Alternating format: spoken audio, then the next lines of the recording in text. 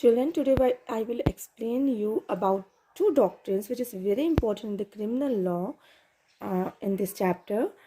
That is doctrine of autrefois acquit and doctrine of autrefois convict. Okay, which means previously acquitted and previously convicted. Firstly, I told you that the meaning of the acquitted and convicted.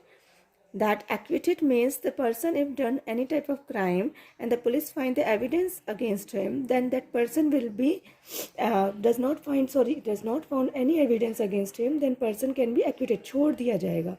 But if it found guilty and evidence is against him, then that person can be convicted. मतलब in prison में उसको डाल दिया जाएगा. Okay, so according to this doctrine, if a person is tried or acquitted or convicted of an offense, he or she cannot be tried again for the same offense. Means if a person once the trial is going on their offenses, then that person was decided by the court that he or she was acquitted or convicted, then for the same offense trial cannot be goes in the same court or in the any type of the court. किसी court में भी उसका same case के ऊपर case नहीं file होगा once it was he or she was convicted or acquitted. छोड़ दिया गया है या convict कर दिया गया है for the same offense or for the same fact of any other offenses.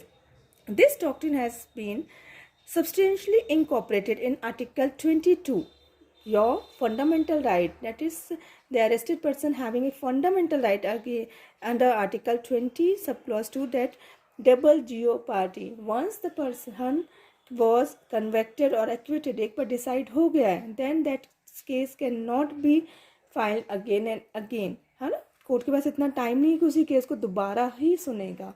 So according to Article 20 subclause 2, the arrested person having this right, double jeopardy.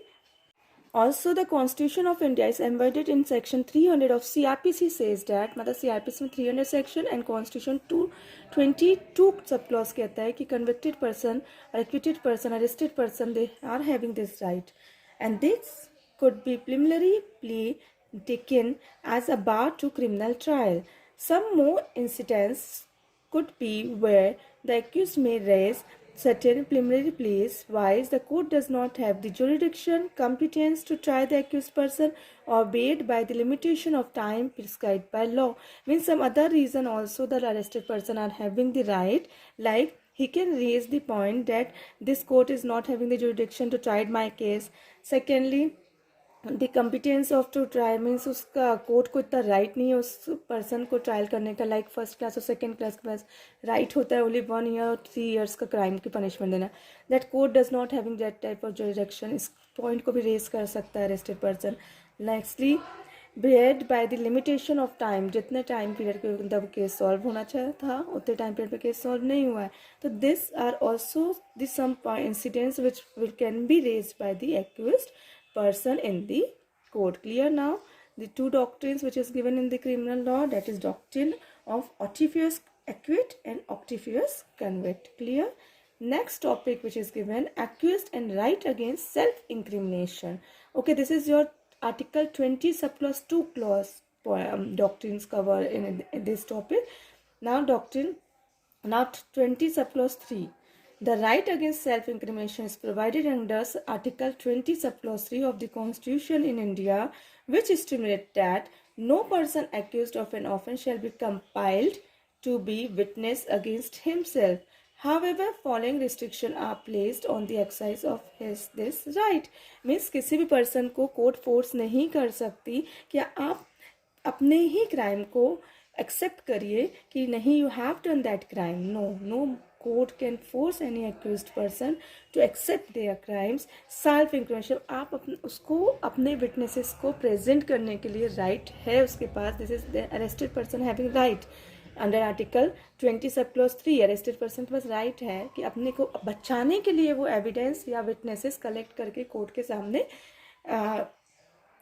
के सामने प्रेजेंट कर सकता है, but having some restrictions like Only such document or statements are protected as are within the personal knowledge of the accused. Thus, record that are maintained in fulfillment of statutory requirement may not be protected. लेकिन ऐसे document जो सिर्फ accused person को पता है कि कहाँ पे कैप्ट है, कहाँ पे रखा गया है, उस टाइप के एविडेंस के लिए आप कोर्ट उसको फोर्स कर सकते कि नहीं, you have to tell that where that document has been kept. Further, the accused can be required to give handwriting sample, blood, DNA sample has the same or not are not within the personal knowledge of the accused. और furthermore accused person के उसके पास DNA sample और blood test ले सकता है court, है ना. Nextly, the protection against Article 33 protects that the accused only against being compelled to produce document. They can produce a document only. The Supreme Court held that the search seizure does not amount to compulsion to produce. आप force भी नहीं कर सकते. The court cannot force that accused person to produce that document. Is thus outside the protection of Article 33. 20 सब clause 3 के अंदर ही जितने documents restricted है, बस only that documents can be produced in court, not the other one. Summon means calling that person under section 31 of CRPC cannot issue to the accused person. However, a general search warrant under 93 subclause 1C CRPC is not protected under article 20 subclause 3 of the constitution. Means calling of that person, search warrant is not included in this article of the constitution. इसको आप exceptional points में ले सकते हैं. CrPC का 91 और 93 section इस point पे कवर नहीं किए जा सकते. This are the restrictions which are not there in the article 20 sub clause 3. Otherwise no accuse person can be force to compile to be witness against himself. अपने ही अगेंस्ट में वो विटनेसेस नहीं बन सकता, फोर्स नहीं कर सकता. Next topic, function and roles of police.